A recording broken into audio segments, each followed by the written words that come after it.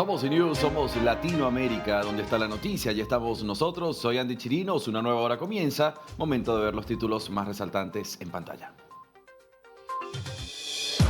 La guerra en Ucrania. Terminó la primera reunión de las negociaciones de paz entre Ucrania y Rusia, allí en Estambul.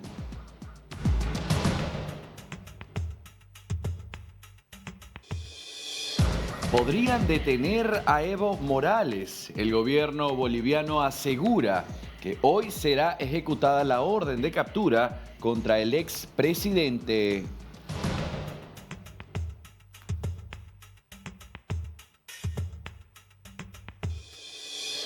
La despedida de Pepe Mujica. Los restos del exmandatario serán cremados y enterrados en su chacra.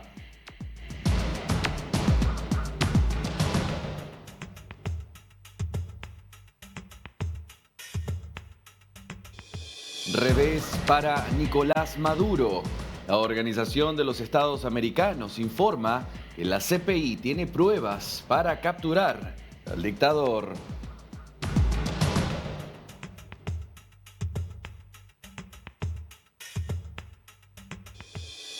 La detención de alias Cuchillo. Se espera la extradición al Perú del presunto asesino de los 13 mineros en Patás.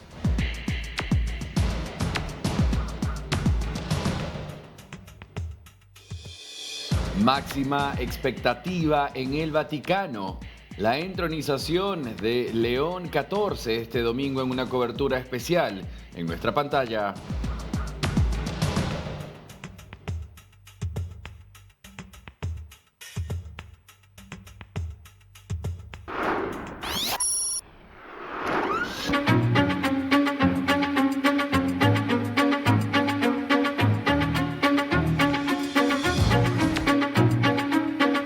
Bien, vamos a hablar de Nicolás Maduro y de lo que hoy ha anunciado Luis Almagro desde la Organización de los Estados Americanos, la OEA. Han dicho que tras un nuevo informe recibido ya cuentan con las suficientes pruebas para detener, para capturar a Nicolás Maduro en Venezuela. Esto por todos los atropellos y violencias a los derechos humanos, persecuciones a los opositores y respeto a la democracia, a las elecciones del pasado 28 de julio. La persecución a todos los disidentes forman parte de lo que ha sido este nuevo informe que llegará, por supuesto, a las manos de las personas correspondientes. Desde la OEA, la Organización de los Estados Americanos, Luis Almagro ha emitido este mensaje y será enviado al actual presidente de la OEA para poder dar los siguientes pasos, para dar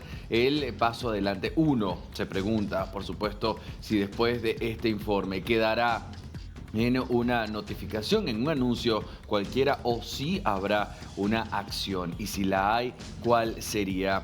Luis Almagro ha dicho que hay una nueva secuencia de crímenes de lesa humanidad que incriminan al régimen de Venezuela tras este nuevo informe. El secretario general de los Estados Americanos afirmó que la CPI ya tiene indicios suficientes para iniciar el proceso y la captura de Nicolás Maduro y sus funcionarios por estos crímenes de lesa humanidad.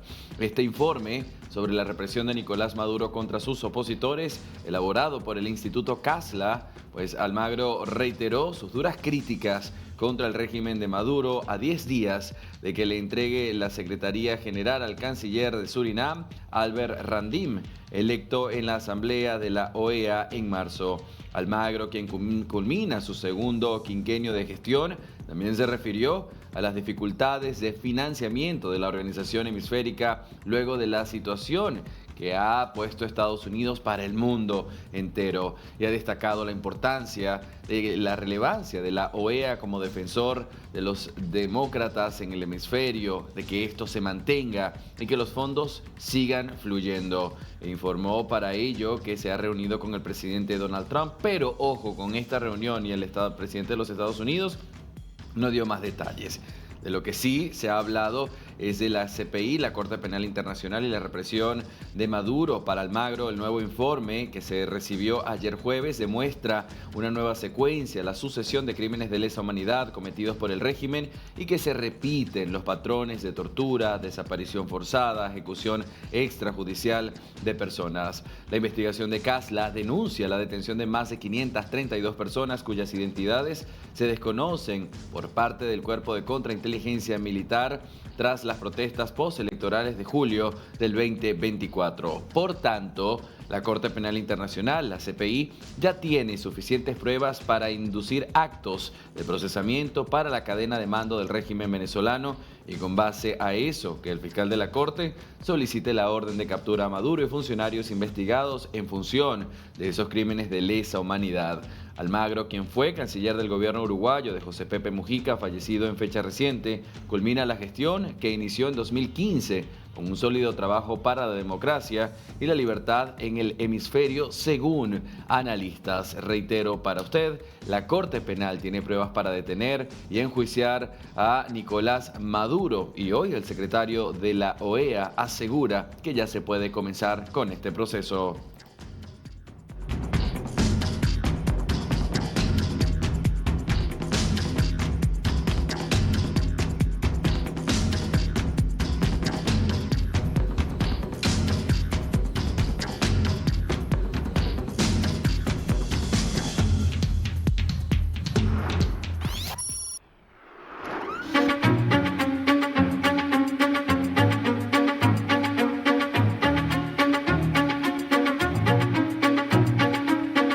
Y esta vez la noticia nos lleva hasta la mitad del mundo. El presidente de Ecuador, Daniel Noboa, ha ingresado a los disidentes de las FARC como enemigos del Ecuador y como responsables de la ola de criminalidad y violencia que hoy azota a grandes partes de este país. Ha dado los nombres específicos de estos disidentes de las FARC que hoy se consideran enemigos oficiales del Ecuador. La medida del presidente Daniel Noboa se ha dado a conocer a través de un decreto presidencial oficial, la erradicación del grupo guerrillero y disidencias comuneros del sur. Noboa ha justificado el decreto señalando que estas organizaciones armadas representan una amenaza directa a la seguridad nacional.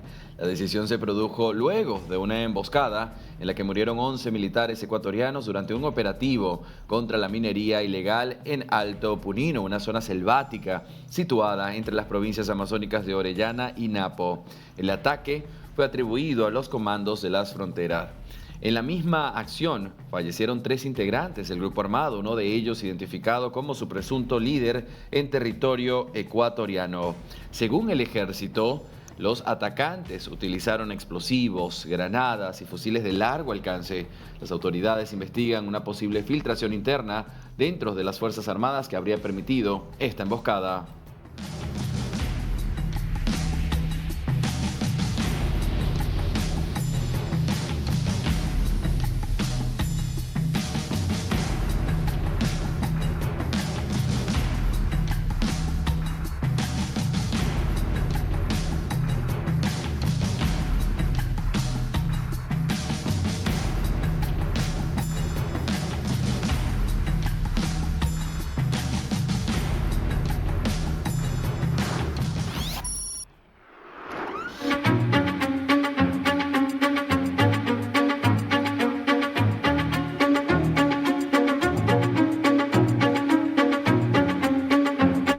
Nos vamos a hablar de Bolivia, del exmandatario Evo Morales, quien además ha dejado muy claro que tiene la intención de volver al poder. El tema es que él hoy está enfrentando a la justicia. Fíjense que la policía va a aprehender al expresidente, quien se encuentra rodeado de sus seguidores, resguardado por estos seguidores, y hay, lógicamente, mucha tensión en las calles, preocupación por los mismos bolivianos y, por supuesto, lo que esto representa, el gran desafío para el actual mandatario Luis Arce. Esto es por el caso de trata de personas, un caso agravado en el que otras oportunidades hemos conversado sobre las denuncias de menores de edad teniendo relaciones con el exmandatario.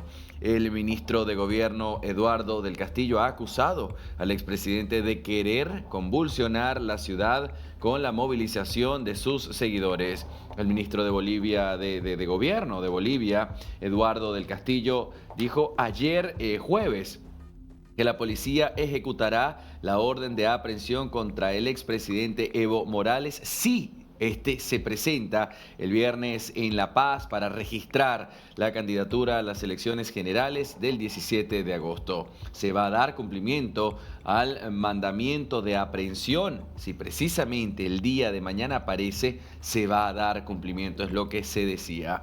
En esta misma jornada hay que hablar de que el TSE ha registrado, directamente lo hará en futuro, registrará la candidatura de Evo Morales si presenta documentos y presenta un partido. Recuerde que él se quedó sin el partido en el que años lideró, que es el Partido Socialista Más. El presidente del Tribunal Supremo Electoral, Óscar Hasenteufel, afirmó hoy viernes 16 de mayo que Evo Morales podrá inscribirse como candidato a la presidencia siempre y cuando este cuente con un partido político legalmente constituido y presente la documentación requerida. Sin embargo, ha remarcado que en su momento se definirá si está habilitado o no para las elecciones generales previstas para el 17 de agosto.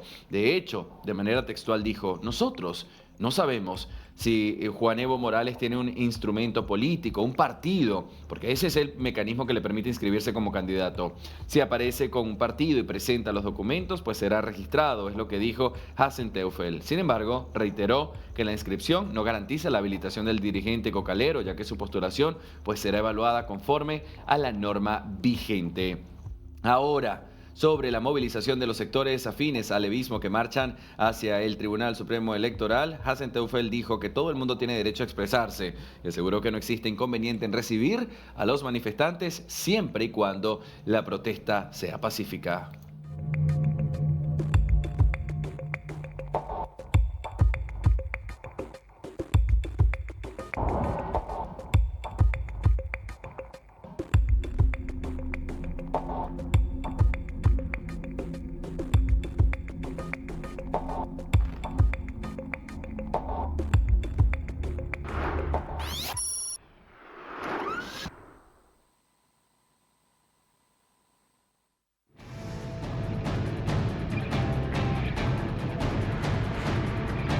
Y ha culminado esta primera jornada de reuniones que se suponía debían llegar a las 2 horas. Duró 1 hora 45 minutos por las delegaciones tanto de Rusia como de Ucrania, con Turquía y Estados Unidos de intermediarios, de negociadores en medio. Recuerde que ayer una de las frases más importantes era la del presidente Donald Trump cuando dijo: estas reuniones no van a llegar a ningún lado si yo no me reúno antes con el presidente de Rusia. Bien, hoy en esta reunión con las delegaciones se plantearon varias cosas y por supuesto las exigencias de cada una de las partes. Se pide desde el Kremlin, Rusia, que Kiev, Ucrania, retire a sus tropas de las 4 regiones ucranianas que Moscú se ha anexionado durante la invasión, aunque no las ha ocupado en su totalidad. Se abrieron las puertas, por otra parte, en medio de estas negociaciones, para un intercambio de 1.000 prisioneros de cada bando. Fue 1 hora y 45 minutos que las delegaciones de ambos países en guerra estuvieron allí y dieron por terminado este primer encuentro directo desde el 2022 para intentar encontrar una salida negociada a la guerra causada por la invasión de Rusia sobre Ucrania. Fíjense que durante la reunión, Rusia puso como condición que Ucrania retire a sus tropas de las 4 regiones ucranianas que Moscú se ha adueñado durante esta invasión. Además, se abrieron las puertas para un intercambio entre 1.000 prisioneros. Por otra parte, Rusia anunció que estudiará las propuestas de un alto al fuego y de una cumbre Putin-Zelensky. Recuerden que esto era lo que se buscaba, que estuvieran los dos presidentes en esta reunión, no sus delegaciones. Sin embargo, dando los últimos minutos para esta reunión, pues cada uno dio una especie de paso atrás. Se mantuvo en incertidumbre si Putin estaría o no estaría, y Zelensky, por su parte, ya había dicho que él no iba a estar, pero sí su delegación, esto para cumplir con Ucrania, para cumplir con Estados Unidos. Vamos a ponernos en contexto. Desde el inicio de la invasión de Rusia sobre Ucrania en febrero de 2022, específicamente el 24 de febrero, cuando esa escalada pues, se hizo completamente oficial, pues fíjese que desde ese inicio Vladimir Putin ha mantenido exigencias maximalistas. Insiste que el proceso de resolución debe abordar las causas profundas del conflicto, empezando por la aspiración de Ucrania de unirse a la OTAN, una alianza que Moscú considera una amenaza existencial entre sus fronteras. Ya yo se lo he explicado a usted en otras oportunidades. Si Ucrania llegase a formar parte de alguna manera de la Organización del Tratado Atlántico Norte, pues esto implicaría una amenaza para Rusia, porque está el artículo 5 que establece que si hay una nación de los miembros de la OTAN que se encuentra en peligro, entonces las demás naciones y sus ejércitos estarán en primera fila para defenderla. Imagine usted, ya no sería Rusia contra Ucrania y el apoyo de los Estados Unidos y la Unión Europea, sería directamente Rusia en contra de la OTAN y todos los países miembros. Además, Rusia reclama la anexión de las 4 regiones del sur y el este de Ucrania que controla parcialmente. ¿Cuáles son estas? Donetsk, Lugansk, Kherson y Zaporilla, así como la península de Crimea, que fue anexionada por allá en el 2014 y en el que desde ese punto ya analistas internacionales dicen que es el meollo. La guerra. A finales de marzo, Sergei Lavrov, el ministro de Relaciones Exteriores, declaró que el reconocimiento internacional de que estos territorios pertenecen a Moscú es imperativo para una resolución del conflicto. Putin presenta múltiples justificaciones para la ofensiva lanzada en febrero de 2022, entre ellas la protección de los rusohablantes del este de Ucrania y la desnazificación de un país que, según él, está bajo el control de potencias occidentales hostiles a Rusia. Moscú también exige el cese de los envíos de armas occidentales y la eliminación de grupos ultranacionalistas ucranianos. También el levantamiento de sanciones de los Estados Unidos y de la Comunidad Europea. Putin incluso sugirió una administración transitoria en Ucrania bajo la égida de la ONU, lo que implicaría la salida del presidente Volodymyr Zelensky. Recuerda que Zelensky dijo en su momento pues, que él no tenía problema en dejar el poder, siempre y cuando Ucrania formara parte de la OTAN. Pero ¿por qué estamos hablando de la legitimidad del presidente Zelensky? Pues porque su mandato de 5 años expiró en mayo de 2024. Las elecciones no se han podido llevar a cabo porque estamos hablando de un país que se encuentra en una guerra consecutiva desde el pasado 24 de febrero de 2022, desde que empezó esa invasión de Rusia sobre Ucrania, en la que ellos intentan y insisten en llamar una operación militar especial. Ya le decía, Rusia ha justificado esto con el tema de la protección a los rusohablantes, porque en efecto, en las zonas más fronterizas de Ucrania y Rusia, las personas allí no hablan ucraniano, hablan ruso, y estos son los que dice Putin que quiere proteger. Por otra parte, estamos hablando de las peticiones del presidente Zelensky. Si bien en teoría, en el papel, si entramos en tecnicismos, no es el presidente, porque efectivamente su mandato pues, se terminó, pero no hubo elecciones nuevas porque estamos hablando de un país que se encuentra en guerra. Zelensky ha solicitado garantías de seguridad, es decir, que haya fuerza militar, bien sea de los Estados Unidos, preferentemente de los Estados Unidos, o también de la Unión Europea en sus fronteras, para evitar así que se irrespeten estos acuerdos. Acuerdos que el mismo Zelensky en la Casa Blanca, en el Salón Oval, donde hubo este intercambio, este desencuentro con J.D. Vance, el vicepresidente, y Donald Trump, él decía: ¿cuántas veces no hemos firmado un acuerdo? ¿Cuántas veces Estados Unidos no ha estado allí en el medio de mediador para firmar acuerdos con Rusia, donde Rusia promete que no va a hacerle daño a nadie? Desde el 2014, decía Zelensky, desde entonces sigue habiendo muertes. Entonces, para evitar que esos acuerdos, o para asegurarse que estos acuerdos realmente se cumplan, Zelensky pide garantías, fuerzas militares. Por supuesto, Rusia eso no lo va a tolerar. ¿Dónde va a ser el punto de flexibilización? Lo veremos en las próximas reuniones.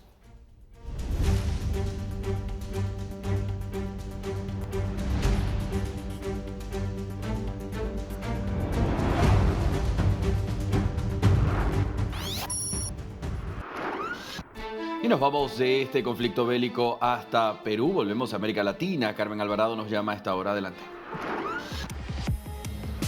¿Cómo estás, Andy? Muy buenas tardes, también muy buenas noches por aparte de nuestra América Latina, para nuestra región. Claro, máxima expectativa también de lo que se va a vivir este domingo y que DNews va a transmitir para todos ustedes la entronización del Papa León XIV. Y a propósito de eso, déjame empezar con ello, por favor, porque hemos estado aquí en el Aeropuerto Internacional Jorge Chávez, no en el nuevo, sino el que ya va a dejar sus operaciones el próximo 1 de junio, porque sabemos que el nuevo, la nueva infraestructura que se entra por Morales Duárez, donde hay 2 puentes modulares, pues entra en operaciones el 1 de junio. Pero comentándote un poco aquí, porque hemos estado largo tiempo, ¿no?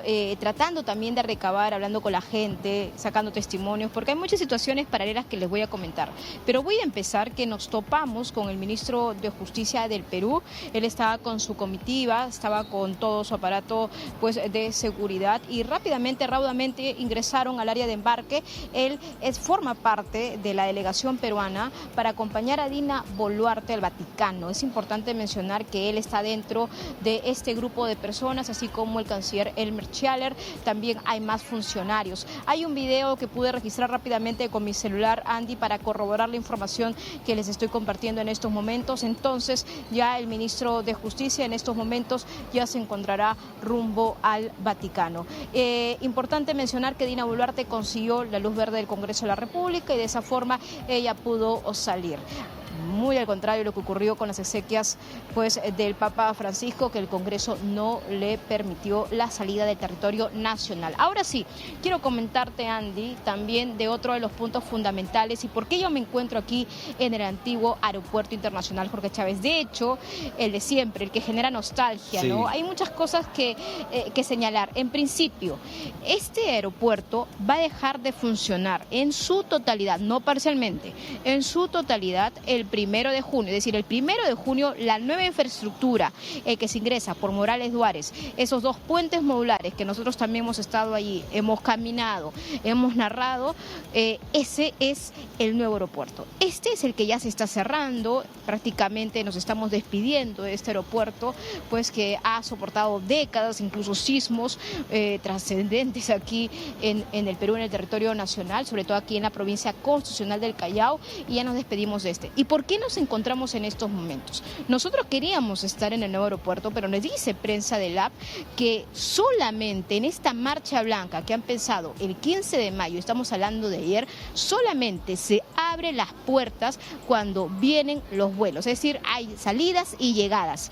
Y ustedes se preguntarán, ayer empezó esta marcha blanca y claro que hubo una llegada, precisamente desde Argentina, desde Buenos Aires. Tenemos seguramente las imágenes ya en pantalla del primer vuelo, ¿no? Incluso algunos pasajeros que saludaron, algunos fotógrafos que se encontraban ahí de prensa institucional, ¿no? Porque importante esto, porque marca un hito. Ahora, según Migraciones, de acuerdo a lo que hemos revisado, ya se han contabilizado 1.500 personas que han pasado por el nuevo aeropuerto. En estos momentos, si nosotros nos queremos acercar a las nuevas instalaciones, se encuentra cerrado porque recién, aproximadamente como a las 10 de la noche, hay un vuelo de salida. Recién van a abrir ahí sus puertas. Entonces, una marcha blanca, digamos que podríamos decir que temporalmente está funcionando solamente para brindar esos servicios y mientras tanto está funcionando también este aeropuerto. Vamos a dar un paneo porque mientras tanto, Andy, si tú también me puedes ayudar a narrar seguramente lo que aparece en las imágenes. Sí. Voy a buscar en estos momentos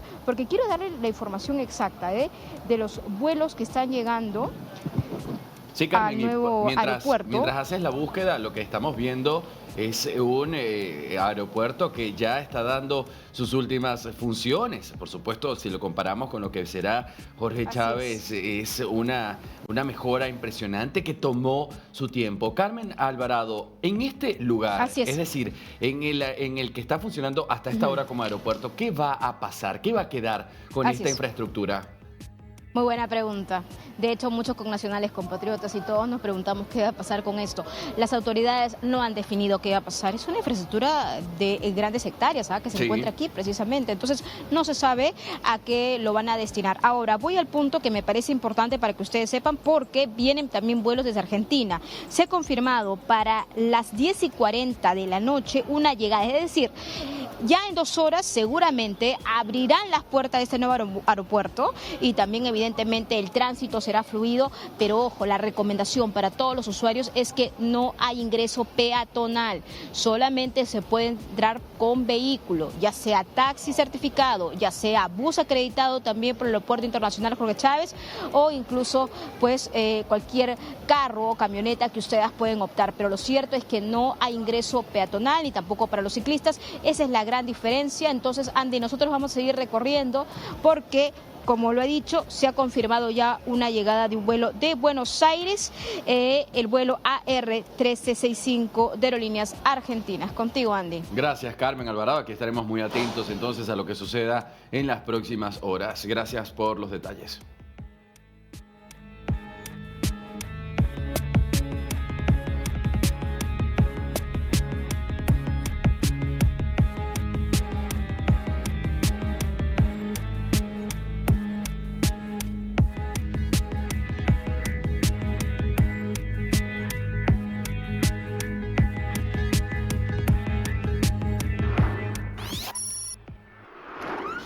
Vamos a hablar a esta hora del presidente Gustavo Petro, quien se encontraba en China cuando en el Congreso, tras momentos de mucha tensión, se votó y no se alcanzaron los votos para dar ese punto positivo, esa luz verde a la consulta popular que él propone, que él necesita. Desde allá, de China, el mismo Gustavo Petro había tildado esa votación en el Congreso de fraudulenta. Él dijo, se repitió lo mismo que en 1970. Hubo fraude en el momento en el que los votos a favor empezaron a marcarse, cerraron la máquina. Esto decía el mismo presidente y llamó a todos los seguidores a las calles. Hoy hablamos de una nueva petición de Gustavo Petro. Él ha anunciado que presentará al Congreso una nueva solicitud de consulta popular, un mecanismo para convocar a los ciudadanos a las urnas. Esto luego de que la primera solicitud fracasara esta semana cuando el Senado negó su aval en una polémica votación que el gobierno había criticado de fraudulenta. Esta nueva iniciativa conservaría las preguntas sobre cambios al sistema laboral del país y añadiría uno sobre el sistema de salud. Estamos hablando tanto de la reforma de salud como de la reforma laboral. El Senado rechazó el miércoles, justo con estas imágenes que le muestro, la primera propuesta de consulta popular por 49 votos en contra y 47 a favor. El gobierno necesitaba lograr la mayoría para poder convocar a votación nacional de la consulta popular. Estaremos atentos a la nueva respuesta ante esta solicitud.